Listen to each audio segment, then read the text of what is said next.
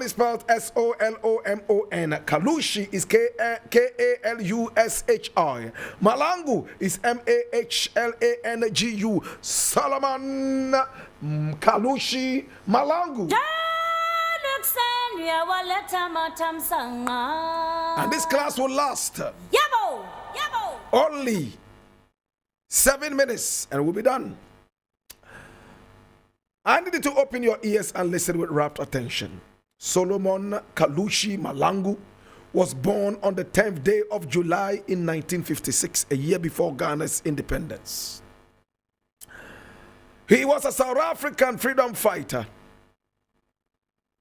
He was a South African struggle activist and an operative of the African National Congress, ANC, a militant wing known as the Umkhonto Sizwe. Better still, MK. My brother, my sister, he was born on the 10th day of July in Pretoria. Yesterday, the 10th day of July in 1956. And he was the second son of Mata Malungu. Mata Malungu. Mata Mahlangu. Mata Mahlangu. His father left in 1962 when our hero for today was only 6 years old. He left, and as a result, he was raised by a single parent, a mother, who was also a domestic worker. He started off by attending the Mamelodi High School up to standard 6. And that was his 10th year of school, and decided that it was time to leave.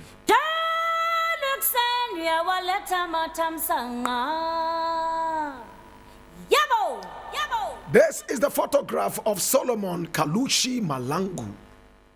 As you can see right here, students, the roll call will be done after the class, so keep it. This is Solomon Kalushi Mahlangu. Look at his face. And look at his eyes.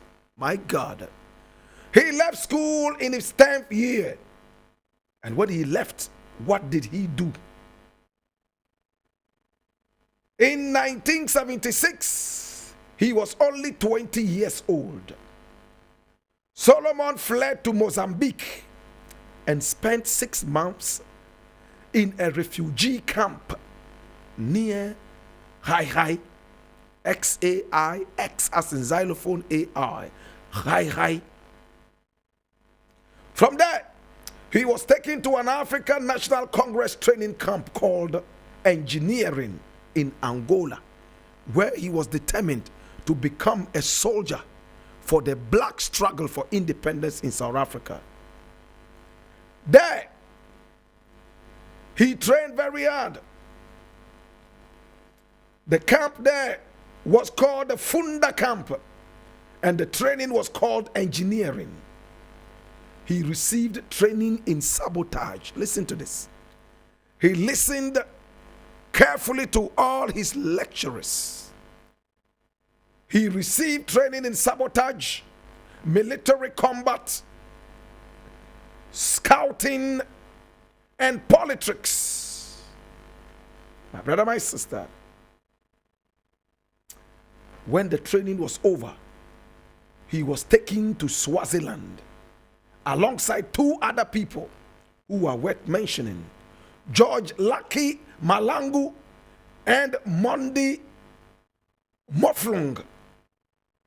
They became part of the team dispatched to Swaziland, where they were given large suitcases filled with pamphlets, rifles, and hand grenades. What were these supposed to be used for? Large suitcases with rifles and grenades. A grenade is a smaller bomb. On the 11th day of June 1977, our hero was only 21 years old. They crossed the border into South Africa and started making their way to Johannesburg. Now these people, Our hero, Solomon Kalushi Mahlangu, and the two other people mentioned earlier, George Lucky Mahlangu and Mondi Mahlangu, entered South Africa, making their way to Johannesburg, Joburg. They knew what they were carrying in the large suitcases.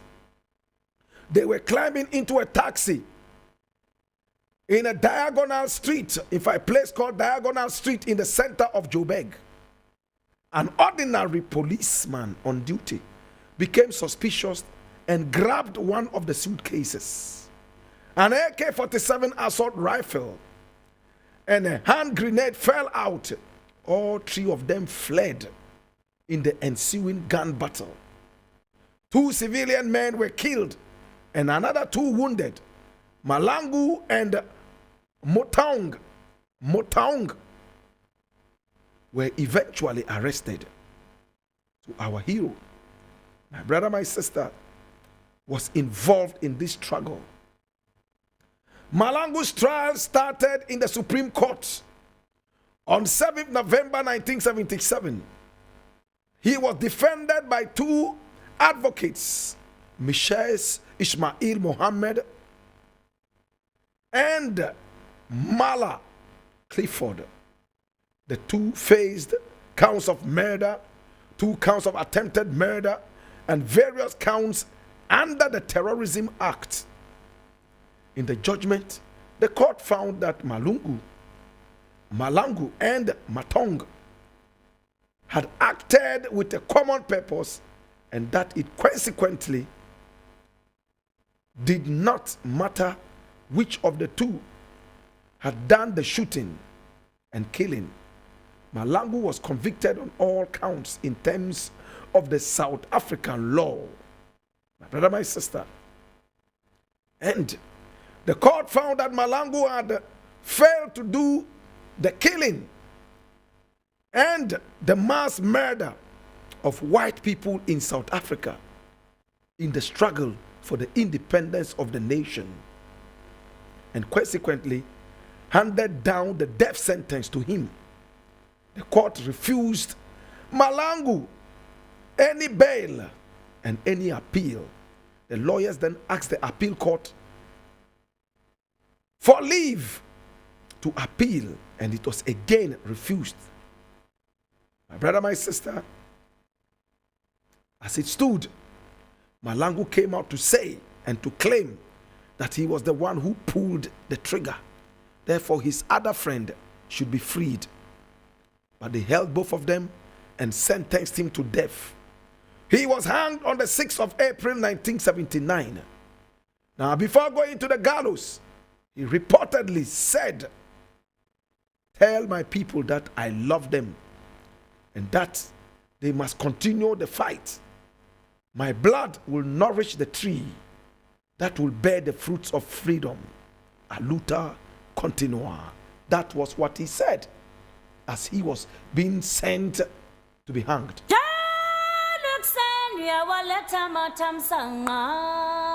Tell my people that I love them and that they must continue the fight. My blood will nourish the tree that will bear the fruits of freedom. A luta continua. He was hanged. He died on April 6, 1979 at the age of 22. He was young. In fact, years later, there was the Truth and Reconciliation Commission in South Africa that examined the cases of Solomon Mahlangu and Monty Motaung and found that both of them were responsible for the deaths of Rupert Kessner and Wolfendale Kenneth, who they shot and killed. They were white people, and they felt that they were fighting to free their country from slavery and also from colonialism from white people. It also found both Mahlangu and Motaung guilty of gross human rights violations. Lastly, it found both the African National Congress and the commanding officer of Umkhonto we Sizwe guilty of gross human rights violations. Solomon Mahlangu is commemorated in the Solomon Mahlangu Freedom Square in his hometown of Mamelodi, Pretoria. The square is focused on a bronze statue of Mahlangu. In the city of Durban, there was a major anterior road named Edward Swales VC Drive after the RAF bomber commander who died in 1945. Today we remember the story of Kalusha. If you have never seen the South African movie entitled Kalushi, you need to go check it out. Watch it out very well, and you will see some of the things that Solomon Mahlangu Kalushi did. This is the African history class. He was hanged. And whilst he was dying, and this is the bronze statue we're talking about, you see him holding a football. This is what it is, my brother, my sister. This is the African history class. And today we remember you. In your fight to free your people, you might have gone the extreme. In the days when there was so much killing and murder of mass people, mass killing of black people in South Africa, your case was probably justified. My brother, my sister, today we remember one of the freedom fighters,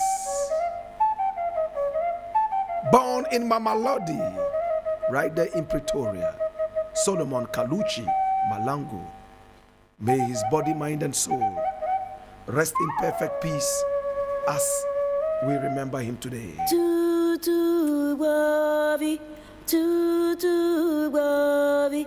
Papa mula ho meo, mama mula ho.